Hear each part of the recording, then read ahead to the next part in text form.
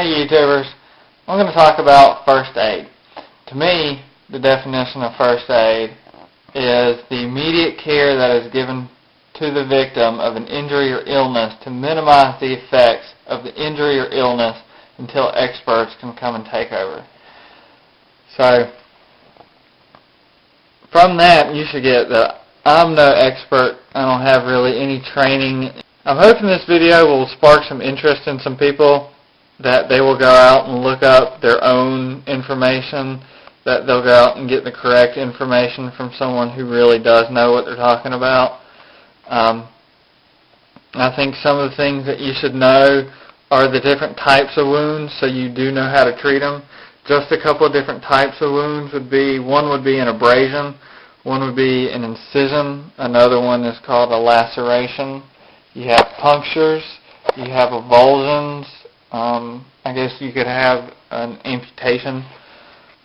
You should always know what you're dealing with, that way you know how to treat it.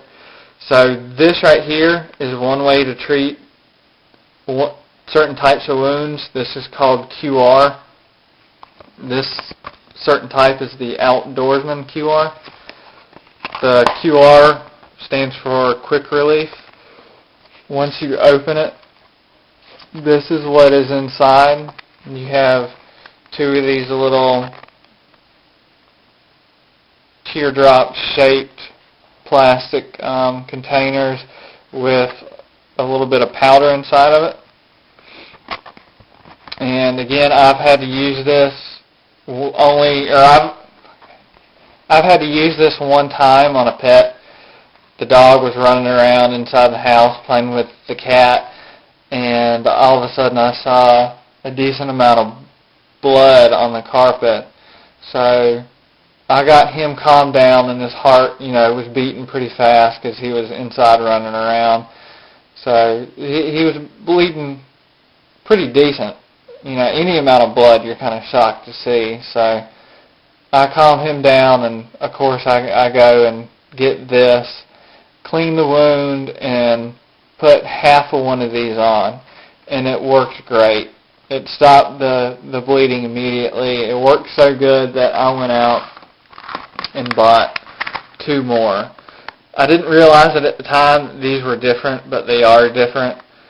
I also bought them, and they were out of date, but because they were out of date, they normally run you, I think, somewhere between $15 and $20. I got these for $1 a piece, and when I had to use this particular one, it was already 6 months out of date, so I figured it really didn't matter.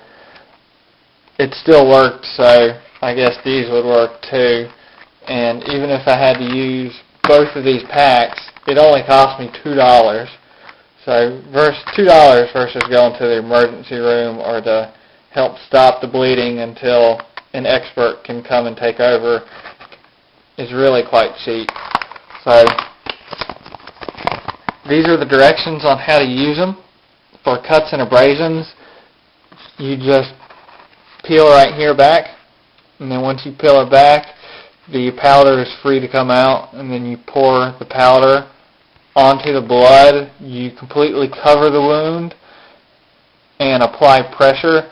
Now, it gives a little statement saying that a temporary warming or stinging sensation could be felt.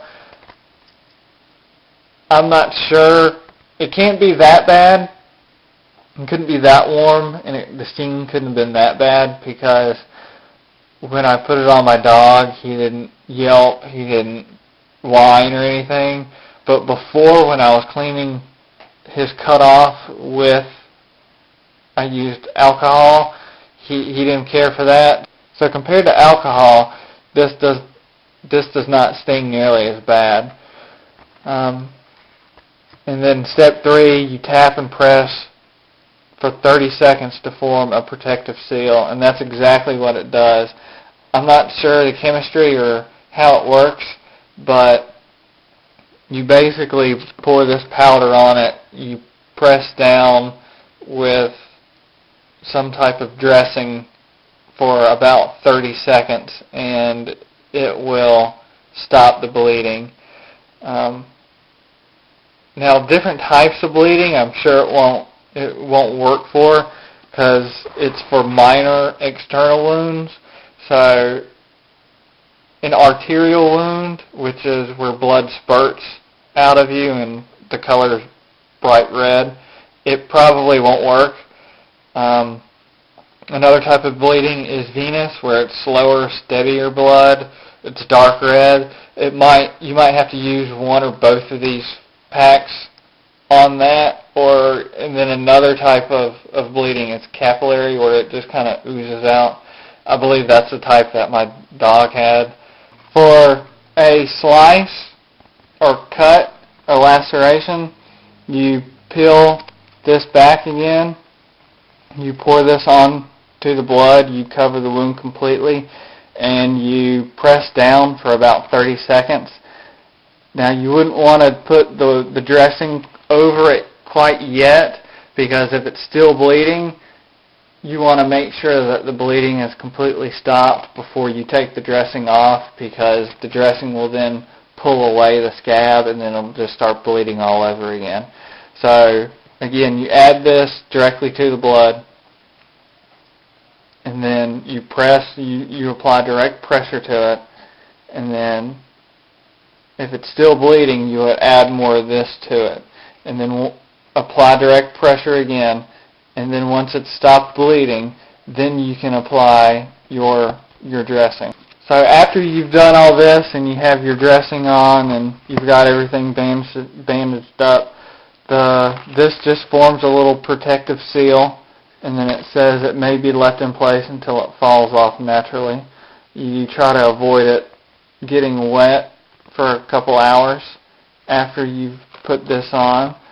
So all in all, I was very pleased with this, and I think it really works great. I wish I could go out and buy some more. I also have Quick Clock Sport. I save this for a bigger emergency.